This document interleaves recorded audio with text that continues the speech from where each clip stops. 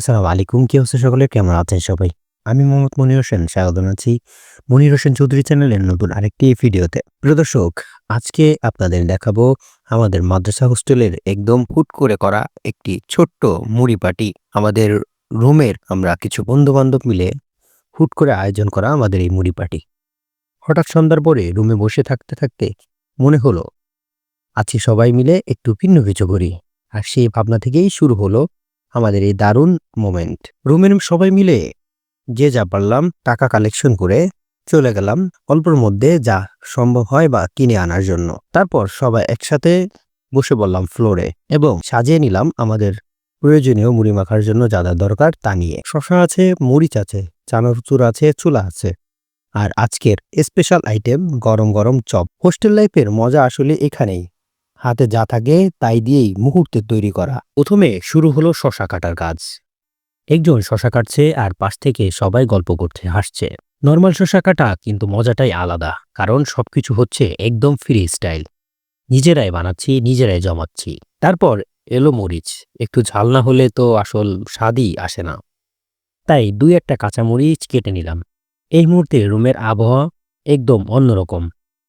সবার চোখে মুখে উত্তেজনা, হাসাহাসি। মনে হচ্ছিল আমরা বুঝি বড় কোনো আয়োজন করছি। আর এখানেই ছিল আজকের সবচেয়ে মজার অংশ, চপ।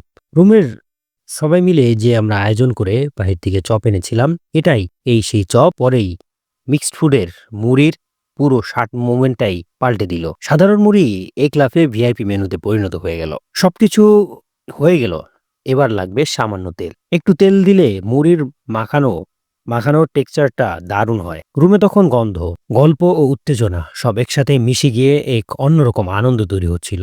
টেবিলের উপর শসা, ফ্লোরের উপরে বিশাল এই প্লেটের উপরে শসা, মরিচ, চপ, চানাচুর সবকিছু সারিবদ্ধভাবে সাজানো। দেখলে মনে হতো যেন আমরা রুমে বসে কোনো ছোটখাটো কুকিং শো চালাচ্ছি।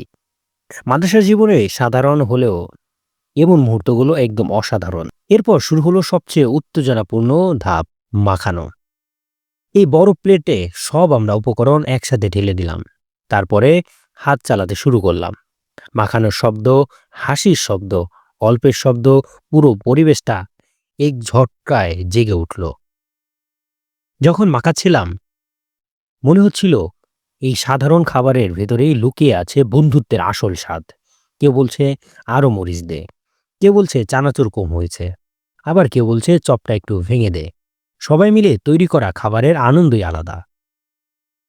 সবকিছু ঠিকঠাক মাখানো হলো। এবার ঢালা হলো মূল নায়ক, মুড়িকে। মুড়ি ঢালা মাত্রই পুরো বাটিতে যেন উৎসব শুরু হয়ে গেল।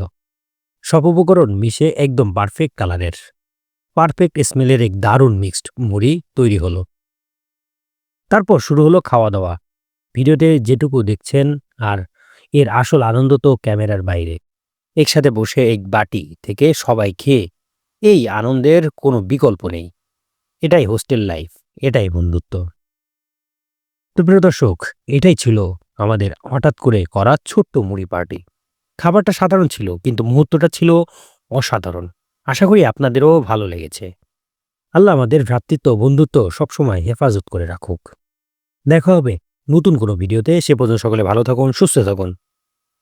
আমার জন্য দোয়া করুন। আসসালামু আলাইকুম ওয়া রাহমাতুল্লাহি ওয়া বারাকাতুহু। আল্লাহ হাফেজ।